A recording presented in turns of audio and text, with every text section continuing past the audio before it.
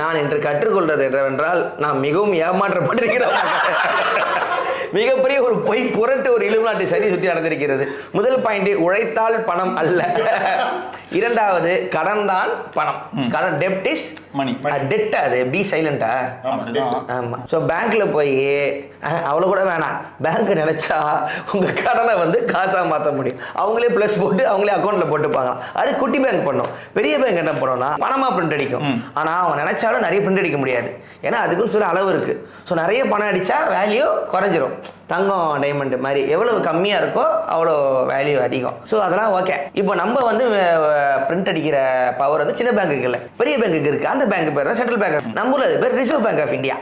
அதே மாதிரி அமெரிக்காவில் பேங்க் இருக்கு, federal bank of reserve of India of America. கழுகு சிம்பிள் போட்டு இருக்கும். ஸோ அவன் தான் நம்ம என்ன பண்றான், $1 வந்து 82 ரூபா அவன் நமக்கு சொல்றான். அவன் ஏன் நமக்கு சொல்றான், அவன் ஏதோ ஒன்று வச்சிருக்கான். நம்மளோட குடுமி அவன் கையில இருக்கு. சாரி, குடுமியில அமெரிக்காவில் இருக்கு. அந்த உலக அரசியல் புரியுது, அது எக்கனாமிக்ஸ் புரியல. ஸோ இதனால இருக்கு. ஆனா ஏன் கம்மியா அடிக்கிறதுக்கு ஒரு அளவுகோலுங்கிறது அமெரிக்கா எப்படி கண்ட்ரோல் பண்றான் மற்ற உலக நாடுல டவுட் இருக்கு. ஏன்னா அவன் தான் இல்லை இந்த கடைக்கு அப்படின்னு வச்சுக்கலாம். அது என்னன்னு நீங்க எனக்கு அடுத்த எபிசோட் நீங்க சொல்லி தர போறீங்க. கரெக்டா? எஸ். இதுல ஏதாவது நான் தப்பா சொன்னா இல்லை எல்லாமே கரெக்டா? எல்லாமே கரெக்ட். ஸோ இன்னைக்கு நம்ம கத்துக்கிட்ட முக்கியமான பாயிண்ட், டெப்ட் இஸ் மணி.